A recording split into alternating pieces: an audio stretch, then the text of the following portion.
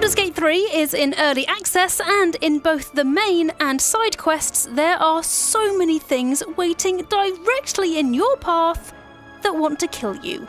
Goblins, bugbears, spiders, imps, cambions, even bigger spiders, they all want to hit you hard enough to make you roll those death saves. And hey, you might want to return the favour. But there are just as many deadly things waiting to be discovered that are off the beaten path. And, looking at the odds, I did some maths because I'm smart like that, only 66% of these 10 secret encounters hidden in Baldur's Gate 3 want to kill you. And I don't know about you, but I like those odds. You've got to take your wins where you can get them, trust me. I've spent quite a lot of time with Baldur's Gate 3 and I've stumbled upon 10 secret encounters that you might have missed that are completely optional. There's a few ways to avoid coming to blows for some of these, but if you push your luck, there are some rewards that will make a big difference to your first 15 or so hours in Baldur's Gate 3. So, without further ado, sorry for those of you who like ado, here's 10 secret encounters in Baldur's Gate 3 that you might have missed.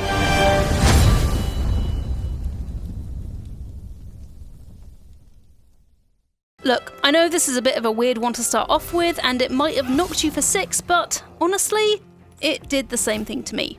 Yup, you can walk in on a bugbear and an ogre going at it. What the hell are you doing? You don't technically see anything, but if the subtitles are anything to go by, you can certainly hear it. I mean, who among us really expected a liaison between a bugbear and an ogre to be quiet in the first place? Eat out to help out everyone. Anyway, finding this one is simple. Start at the waypoint in the Blighted Village and make your way down the path to these gates. Go through them and you'll see a barn where, if you click the doors, you'll hear some noises. Then, a low moan.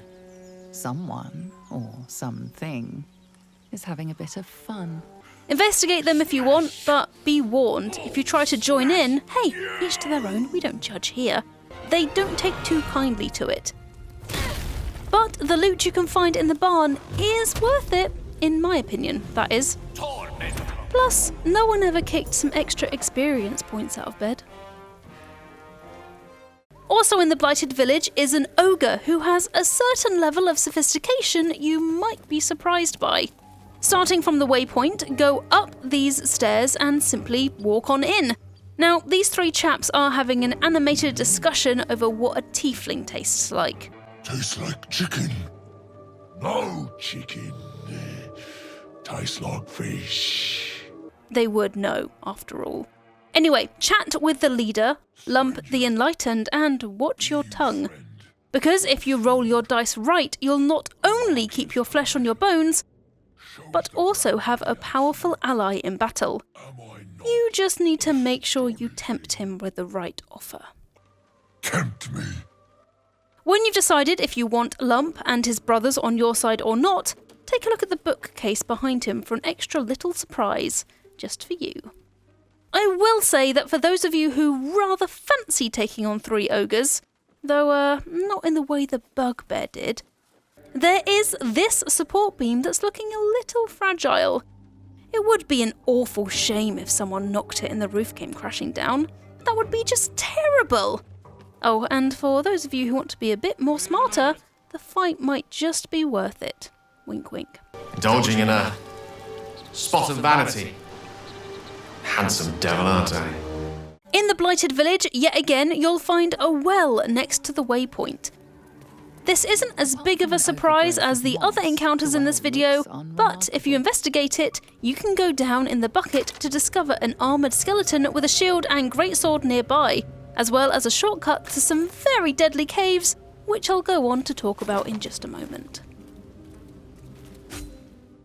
This is one of the few encounters where nothing wants to actively kill you, and I severely hope you won't want to kill anyone involved in this either, as it's all about a dog. Start by the place where you run into these 3 folks, near the bridge leading to the Blighted Village, and head over the river and up the path to find a dog worried about its human.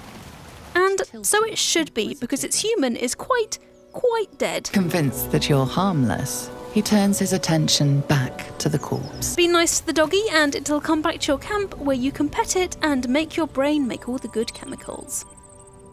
From wholesome dog petting to something that's definitely A, not as easy to get to, and B, about as deadly as it gets. Hidden below the blighted village is a series of underground caves that lead straight to the Underdark. But to get there, you'll need to go through phase spiders, spiderlings, ettercaps, and a phase spider matriarch. You better be ready to fight for your life if you want to get to the Underdark, and just make sure you have as many hit points as you can possibly get. This might be an encounter that's better suited for those of you who are near the end of Act 1, as seriously, these monsters pack one hell of a punch, and the spiders would know they've got 8 arms to punch with. Starting at the armoured skeleton at the bottom of the well, head down through the cave until you get to this opening here. You can sneak down this ledge to get close enough to the Underdark opening to cast Featherfall on yourself and glide down gently. Just bear in mind that this is an out of the frying pan into the fire situation. Things want to kill you down here too. But hey, at least you get to look at some otherworldly surroundings while you gasp your last breath. Look, that's the best silver lining I could find. I did try, promise. You might feel conflicted about this one, because I certainly did. After hearing of an owlbear mauling from this group of people, who are close to the bridge that leads to the blighted village, you can find that owlbear yourself and turn the tables on it. Cross the river and straight in front of you you'll see a path of feathers in front of a cave entrance, which is a clear indicator that something big, feathery and beaked is close. Stride on in, note the owlbear tracks, but before you go seeking out the creature, head down to the small shrine by the water. You're going to want to take these potions, including this one in the water, but do not go for the chest. It's enchanted with a magic trap, and you want all the hit points you can get for the upcoming fight. Yup, because if you want to, you can fight the owlbear. It shouldn't be too difficult with a full party, but if you kill the cub first, I really have no idea what to say to you. Leave the owlbear cub alive and something unexpected and a little bit twisted will happen, but I'll leave you to discover that for yourself. Yes, I know I'm being very suspicious right now, but I don't want to spoil this encounter too much. You'll probably have already found this temple dedicated to the worship of a mysterious figure, and once you've fought through it, you've probably encountered this trap room. Grab the key and go to the other end of the corridor, where you'll now be able to open these big wooden doors. Inside you'll find dead scholars, which you should loot. Trust me on this. Again, yep, I know I'm being suspicious. Then, at the end of the room, go around the left-hand side of the statue. With 4 members in your party, chances are you're going to get at least one successful perception check. Then, simply pull the lever cronk and you'll have quite the surprise awaiting you. After that surprise, another one awaits you that you'll be constantly reminded of in your campsite. Enjoy. I'm not rubbing my hands together as I say that. Promise. Healers. Pillars of the community, helping people with burns and wounds and coughs and everything. You've just got to trust in them, right? Well, not always. Start in the blighted village and go into the building right next to the waypoint and have a bit of a nose around.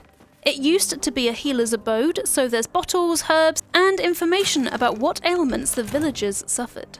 You'll find a trapdoor that leads you into the healer's basement, where there's more bottles and desks. The sign of a healer that was hard at work before this village went to shit. The bookcase over here, though, looks a bit suspicious, don't you think? Cross your fingers for your party to roll decent perception checks. Succeed? Just keep reloading quick saves if you fail. No one's going to know, and I won't tell anybody, promise. And make your way in. Those of you who have sticky fingers, just watch yourself, okay? And here's a hint. Make sure you channel your inner bookworm. Scratch marks on the floor. Now, how dramatic can you get in Baldur's Gate 3, I hear you ask? And the answer is, very. Don't believe me? Let me run this by you. How does walking in on an assassination attempt sound? Well, that's exactly what you'll be doing if you walk up to the bridge above the gate at the refugees camp. Go up this hill and, yep, that's a bugbear assassin who's about to stab the lookout in the back. Now, that's just not a fair fight in my book. I think it's up to you to even the odds. Make sure your deception is decent for the exchange that comes afterwards too. Just trust me. A beach and an investment opportunity. A literal investment opportunity, not a metaphorical one, like with money and stuff. Might seem like a bit of an odd pairing, but in a world full of teleporting spiders, mushroom kingdoms, and walking brains, it's not that out of the ordinary.